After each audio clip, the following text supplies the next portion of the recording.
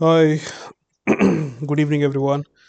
So, I have just completed a book on life and death, which is written by Pandit Shri Ram Sharmacharya, Maranottar Jeevan, Tathya Evam Satya. I could not resist sharing the insightful details that I have got to know after reading this book, though I have read a couple of other books as well on this topic, but I found this very detailed and very specific. So let's start this.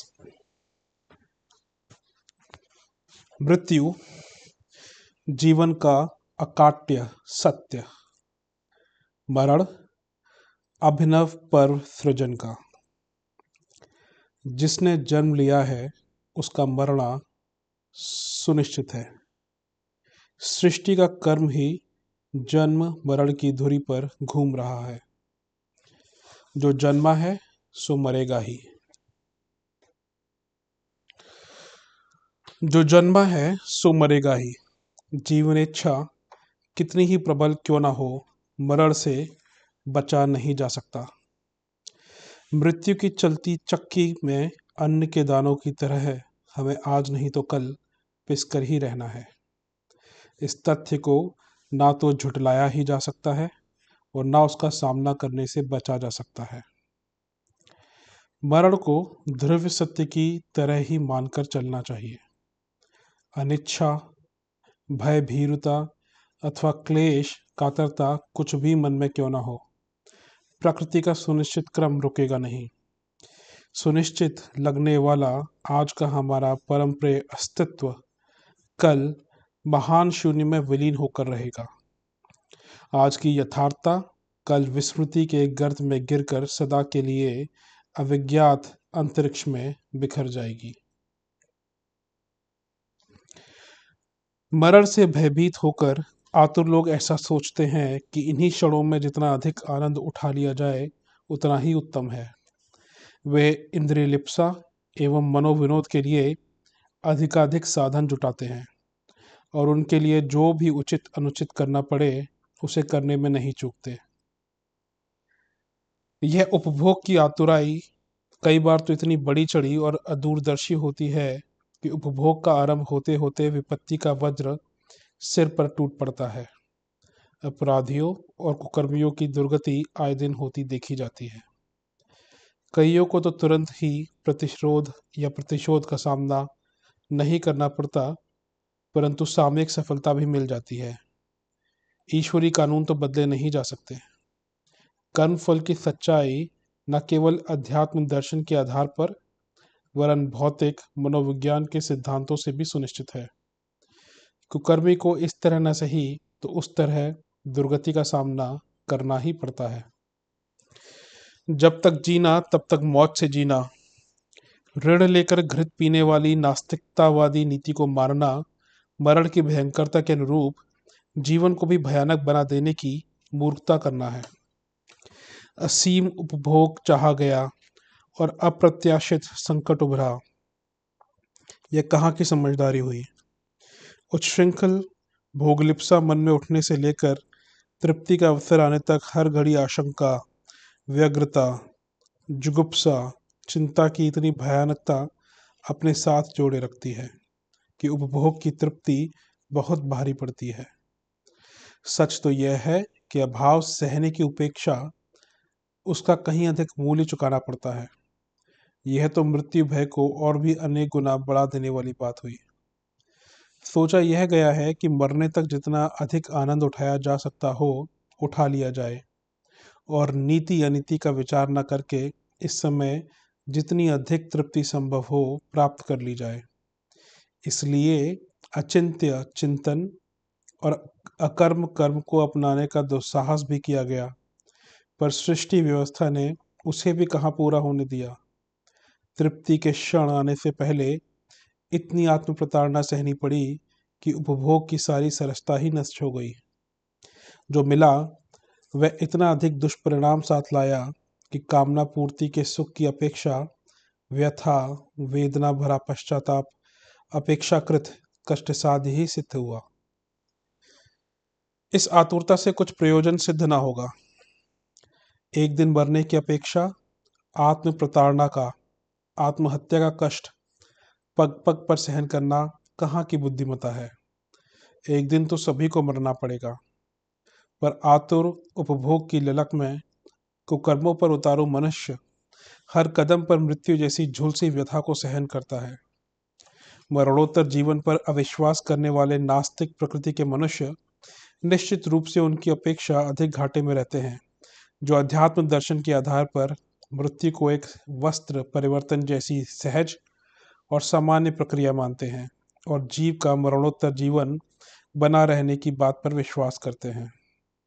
मृत्यु वस्तुतः उतनी भयानक है नहीं जितनी की समझी जाती है।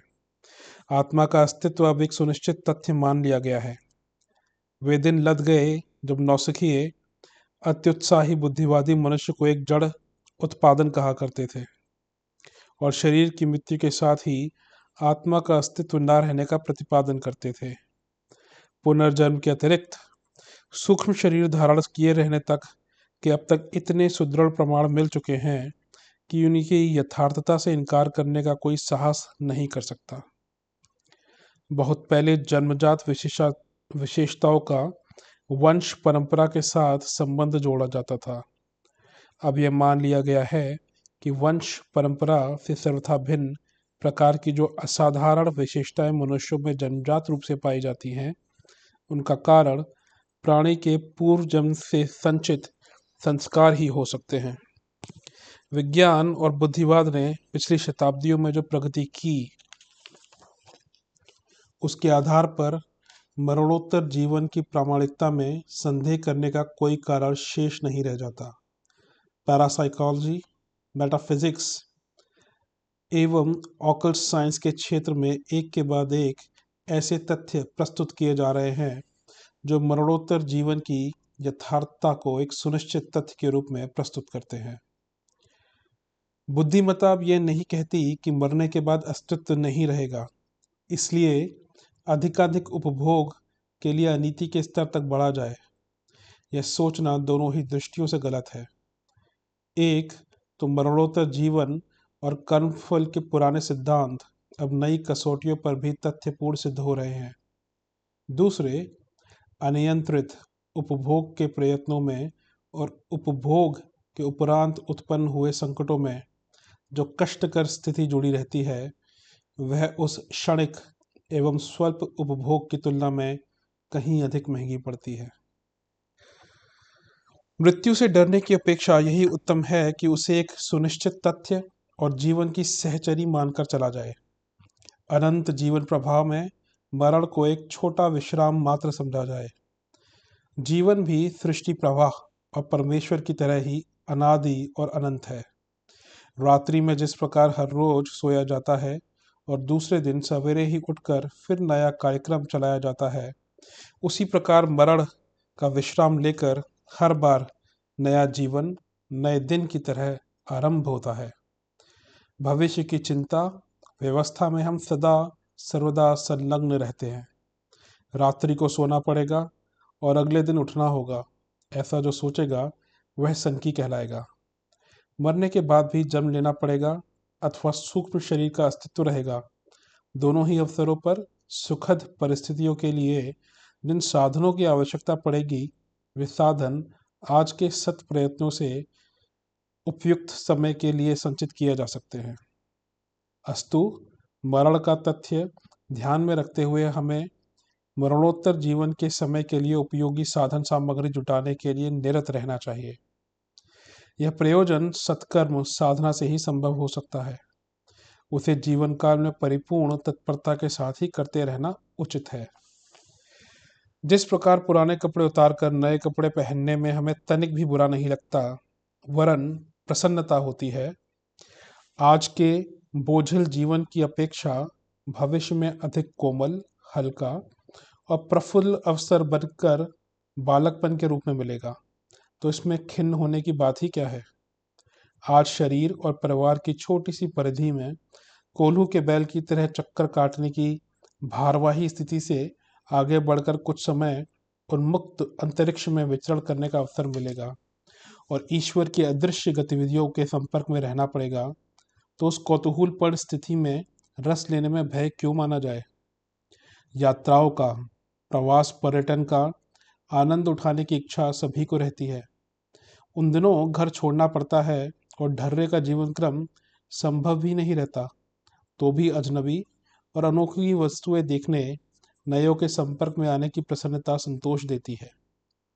यही बात मरणोत्तर जीवन के संबंध में भी कही जा सकती है। उसे सुखद यात्रा प्रसंगों में गिना जा सकता है।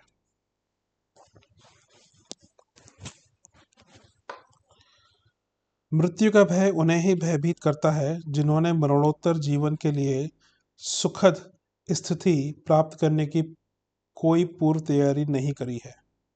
अनिश्चित अंधकार में प्रवेश करना ही भयानकता की आशंका बनकर मनुष्य को डराती है।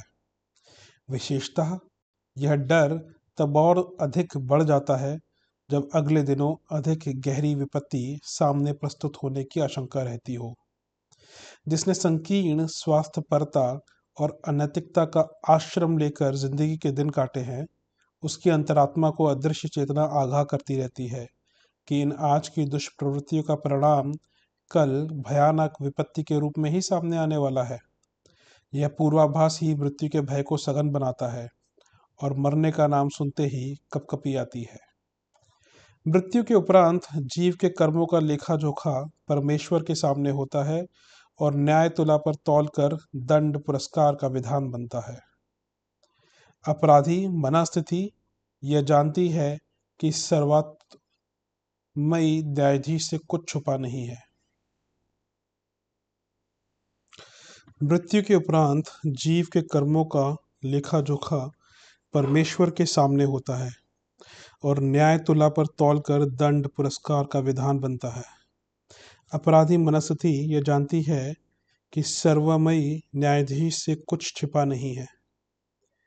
वह कर्म और उसके उद्देश्य को भली प्रकार जानता है और बिना किसी पक्षपात अथवा दया निर्दयता का आश्रय लिए परिणाम भुगतने के लिए प्राणी को बाध्य करता है। इस परीक्षा की घड़ी में अपना खोटापन अपने लिए कितने विघातक परिणाम प्रस्तुत करेगा, यह नंगा तथ्य जब अचेतन मन की आंखों के सामने घूमता है तो उसकी बेचैनी का ठिकाना नहीं रहता। वध स्थल पर ले जाने वाले भयभीत बलि पशु की तरह मृत्यु का भय सामने आते ही अपनी चेतना भी उसी प्रकार कांपती है। जिन्होंने सत्कर्म किए हैं और जीवन की विभूतियों का सदुपयोग किया है, उन्हें निश्चिंतता रहती है कि अपना भविष्य उज्जवल है। ऊंचे पद पर स्थानांतरण होने वाले कर्मचारी खिन्न नहीं प्रसन्न होते हैं। वे जानते हैं कि जहां जा रहे हैं वहां अधिक सम्मान और सुविधा साधन मिलेंगे। ऐसे लोग पुराना स्थान छोड़ते हुए दुखी नहीं प्रसन्न होते हैं। दुख होता भी है तो वह विदाई बिछोह जैसा क्षणिक होता है। ऐसे तो कन्या भी ससुराल जाते समय अपनी सखी सहेलियों से बिछुड़ते हुए दुखी होती है, पर वह दुख क्षणिक होता है। विदाई के तुरंत बाद उसे ससुराल और पति के सुखद सपने आने लगते हैं और वियोग के हल्के से भार को वह कुछ ही क्षणों में भुला देती है। सुकृत कर्मी लोग मरते समय स्वजन संबंधियों से बिछुड़ते समय कुछ खिन्न भी हो सकते हैं, पर सुखद भविष्य की निश्चिंतता के कारण वह कष्ट उन्हें ना तो भारी पड़ता है और ना देर तक ठहरता है। उनके लिए मृत्यु एक पदोन्नति सहित होने वाला सुखद स्थानांतरण जैसी प्रसन्नता और निश्चिंतता लिए हुए ही आती है। सत्कर्म और सदुद्देश्य लेकर ही जीना उचित है। इस राह पर चलते हुए यदि अभाव, अवरोध अथवा संकट का सामना करना पड़े और वह मृत्यु जैसा कष्ट लेकर सामने आ उपस्थित हो, तो भी विचलित होने की आवश्यकता नहीं। मरना तो एक दिन निश्चित है, वह घड़ी कब आ पहुंचे इसका भी ठिकाना नहीं। जब सामान्य रीति से कभी भी मरना हो सकता है, तो सदुद्देश्य की रक्षा में मृत्यु के उपस्थित होने पर ही क्यों भीरुता प्रकट की जाए। सामान्य मौत से मरने की अपेक्षा सदुद्देश्य के लिए मरना आत्मसंतोष देता है, अनुकरणीय आदर्श उपस्थित करता है और शूर साहसी महामानवों की श्रेणी में अपने को बैठाता है। जिस मृत्यु के साथ इतने लाभ जुड़े हुए हों, वस्तुतः वह चारपाई पर मरने वालों की तुलना में कहीं अधिक श्रेयस्कर एवं सौभाग्यशालिनी है। मौत जिंदगी की सहचरी है। दोनों जुड़वा बहनें हैं। एक जहाँ रहेगी वहाँ दूसरी देर सवेर में आ ही पहुँचेगी। एक के बिना दूसरी अपूर्ण है। हमें इन दोनों का ही सम्मान करना चाहिए। दोनों का अनुग्रह प्राप्त करने के लिए योजनाबद्ध जीवन पद्धति का निर्धारण करना चाहिए।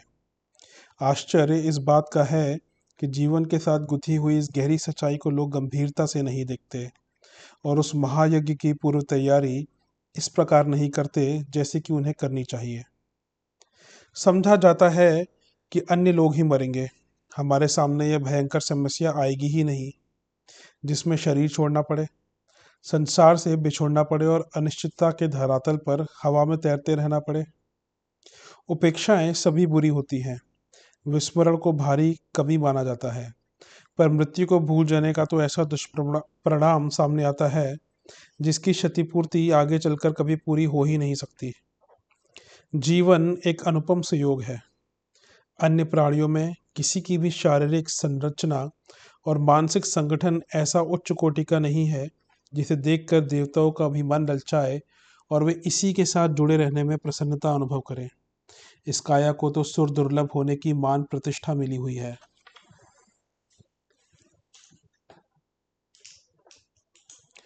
ऐसा जीवन खाने पीने के ही कोल्हू में पिलते हुए समाप्त हो जाए, कुछ महत्वपूर्ण ना बन पड़े, तो समझना चाहिए कि जन्म व्यर्थ ही चला गया।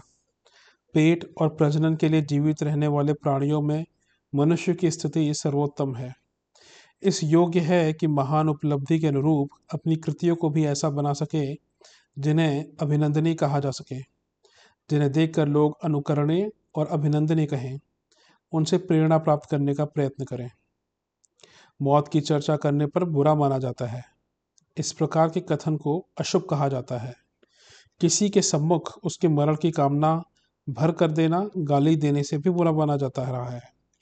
रात के समय सपने में अपनी या अपने किसी परिजन की मृत्यु का दृश्य दिख पड़े तो उदासी छा जाती है। किसी अनिष्ट की आशंका से दिल धड़कने लगता है। मृत्यु हर घड़ी सिर पर सवार रहे यह बुरा है, पर यह उससे भी अधिक बुरा है कि उसे एक प्रकार से विस्मृत ही कर दिया जाए। उसे भुला देने पर मनुष्य अहंकारी हो जाता है, उद्दंडता और दुष्टता करने लगता है। कर्मफल की ईश्वर के दरबार में पेश किए जाने की और कर्मों के अनुसार दंड मिलने की यथार्थता इतनी धुंधली हो जाती है कि उसका अस्तित्व ही एक प्रकार से आंखों से ओझल हो जाता है। सुंद, उपसुंद, वृत्रासुर, हिरण्यकश्यप आदि ने स्वेच्छा मरण का वरदान प्राप्त कर लिया था। यह मान्यता मन में बसते ही वे दुष्कर्मों पर उतारू हो गए। जब मरना ही नहीं है तो फिर डर किस बात का। संसार वालों को डरा या फुसलाकर अपने वशवर्ती बना लेने की योग्यता तो अपने में है ही, फिर अनीति अपनाकर मनचाहे लाभ तत्काल प्राप्त कर लेने के अवसरों को हाथ से क्यों जाने दिया जाए। निरंकुश, निर्भय और निश्चिंत व्यक्ति यदि उद्धत स्तर के हैं तो अपनी उद्दंडता को चरम सीमा तक पहुंचाए बिना नहीं रहते। संसार के आतताइयों का इतिहास पढ़ने से विदित होता है कि उनकी कोई आवश्यकता नहीं अड़ी हुई थी, जिसके कारण वे अत्याचार एवं अपराधों के पहाड़ जमा कर लेने की बात सोचने के लिए प्रवृत्त हुए। मौत को भुला देने से मनुष्य इस बात को भूल जाता है कि यह जीवन ही सब कुछ नहीं है। इसकी तुलना में कहीं अधिक लंबे समय तक जीवात्मा की ऐसी स्थिति में रहना पड़ता है जहाँ सत्कर्मों के अतिरिक्त और कोई भी सहायक नहीं होता, ईश्वर भी नहीं, क्योंकि वह कर्मों के आधार पर ही किसी का मान या तिरस्कार करता है। मृत्यु को ना भूलना इससे कम भयंकर नहीं है। उससे मन में एक ऐसा भय समा जाता है जो काल्पनिक नहीं वास्तविक होता है। फिर मृत्यु का कोई ठिकाना भी नहीं। वह बालक, युवक, प्रौढ़ या वृद्ध का अंतर तो करती भी नहीं है और ना उसके आगमन का कोई निश्चित समय ही है। ऐसी दशा में भावुक या यथार्थवादी किसी भी समय मृत्यु के आगमन की संभावना देखते रहते हैं।